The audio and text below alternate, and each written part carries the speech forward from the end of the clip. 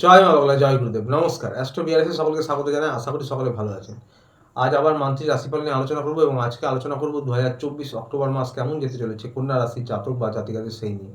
শুরুতে বলব এই আলোচনা আপনাদের জীবনে ৪০ থেকে ৫০ ভাগ ফলিত হবে। কেউ দয়া করে ভাববেন না এটা আপনাদের জীবনে 100% ফলিত হতে চলেছে। তার কারণ হচ্ছে বর্তমান গ্রহস্থিতি অনুযায়ী যার ব্যক্তিগত লগ্নগোষ্ঠীর গ্রহস্থিতির সঙ্গে যতটা বেশি ম্যাচ করবে তার সঙ্গে ততটা বেশি ফলিত হবে এবং যাদের ব্যক্তিগত লগ্নগোষ্ঠীর গ্রহস্থিতি অত্যন্ত খারাপ বা দশা খারাপ চলছে তাদের ক্ষেত্রে কিন্তু কিছু বৈষম্য হতে পারে। এর উদ্দেশ্য হচ্ছে যা কিছু ভালো রয়েছে তা দেখে যেন আরও ভালোভাবে প্ল্যান করতে পারেন এবং যা কিছু খারাপ বা নেগেটিভ রয়েছে তা দেখে যেন সতর্ক বা সাবধান হতে পারেন। তো আর বেশি দেরি না করে শুরু করবো আলোচনা। শুরুতেই বলবো যারা বিদ্যার্থী পরীক্ষার্থী রয়েছেন কন্যা রাশি তাদের উদ্দেশ্যে আপনাদের ৫ নম্বর হাউসে মঙ্গল, বৃহস্পতি এবং শনি ৩টি গ্রহের প্রভাব পড়বে। তো সুতরাং দেবগুরু বৃহস্পতির প্রভাবে দেবগুরু বৃহস্পতি জ্ঞানের দেবতা, বিদ্যা, বুদ্ধি এবং ভাগ্যের দেবতা। আপনাদের কিন্তু প্রচেষ্টা প্রয়াস অনুযায়ী সফলতা হওয়ার সম্ভাবনা রয়েছে বা সফলতা পাবেন আপনারা। শনিদেব কর্মের দেবতা, ন্যায়ের দেবতা। প্রচেষ্টা প্রয়াস করুন তাহলে আপনাদের পড়াশোনার জন্য এই মাসটা ভালো যাবে।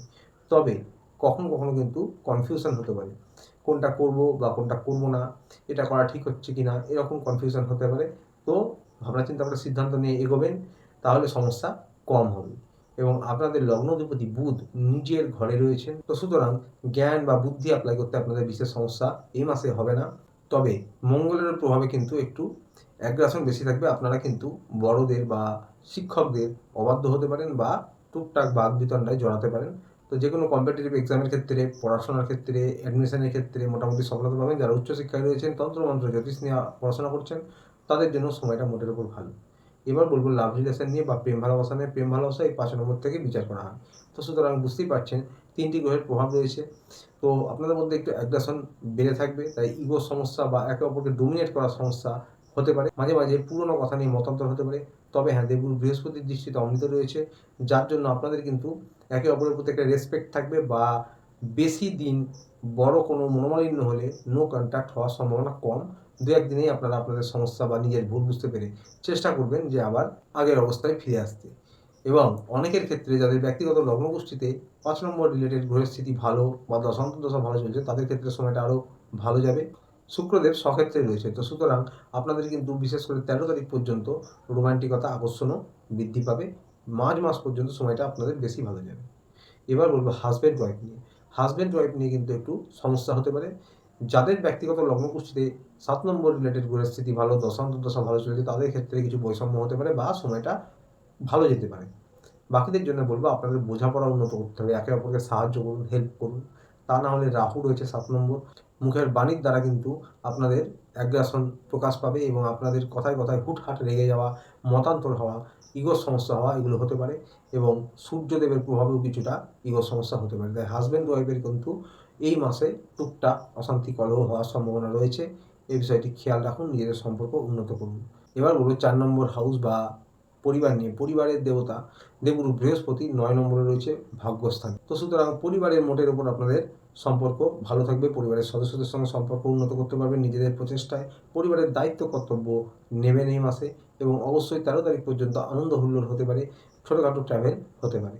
বন্ধুরা এবার হলো ব্যবসা বাণিজ্য বা সরকারি বেসরকারি চাকরি নিয়ে।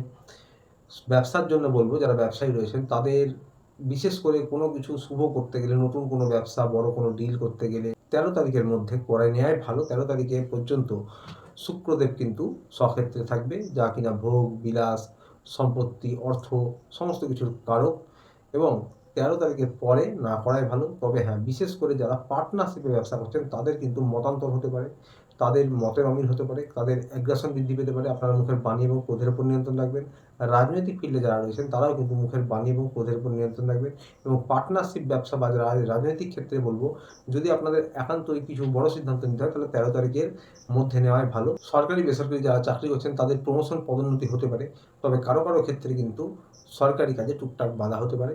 বন্ধুরা এবার স্বাস্থ্য নিয়ে বলবো। আপনাদের নিজের হাউসে আপনাদের লগ্ন অধিপতি রয়েছে বুধদেব এবং এই লগ্নপতি স্বক্ষেত্রে রয়েছে, তার মানেই হচ্ছে যে আপনাদের ইমিউনিটি সিস্টেম ভালো থাকবে। শরীর নিয়ে বিশেষ কোনো সমস্যা হওয়ার কথা না, বড় কোনো সমস্যা। তবে ওই একই রকমভাবে যাদের বুধের স্থিতি খারাপ অর্থাৎ লগ্নপতির স্থিতি খারাপ, দশা খারাপ চলছে, তো তাদের ক্ষেত্রে কিন্তু স্কিন রিলেটেড সমস্যা হতে পারে, অ্যালার্জি, ইনফেকশন হতে পারে, মুখমণ্ডলে দাঁতে কোনো সমস্যা হতে পারে এবং আপনাদের কিন্তু শনি রয়েছে 6 নম্বর হাউসে, তো সুতরাং কোমরের নিচের অংশে হাড়ে গাঁটে ব্যথা হতে পারে বা কোমরের নিচের অংশে পায়ে ছোটখাটো চোট আঘাত লাগতে পারে। তো ট্রাভেলিং করলে সাবধানে করবেন। প্রতিকার নিয়ে বলবো, যারা কন্যা রাশির জাতক বা জাতিকা রয়েছেন, আপনারা ওম ক্লিং কৃষ্ণায় নমঃ, ওম ক্লিং কৃষ্ণায় নমঃ এই মন্ত্রটি প্রত্যহ 108 বার করগুণে জপ করতে পারেন বা চোখ বন্ধ করে 2 মিনিট 3 মিনিট ধ্যানের মতন জপ করতে পারেন, অত্যন্ত ভালো প্রতিকার হবে। বাড়ির ছাদে বা উঠোনে পাখিদের কিছু খাবার খাওয়াতে পারেন, অত্যন্ত ভালো প্রতিকার হবে। এটি সারা জীবন করতে পারেন। তো আসছি এই পর্যন্ত। ভিডিওটি ভালো লাগলে চ্যানেলটি অতি অবশ্যই লাইক সাবস্ক্রাইব করে পাশে থাকবেন। দেখা হচ্ছে আবার পরের ভিডিওতে। ততদিনে ভালো থাকবেন, সুস্থ থাকবেন। নমস্কার।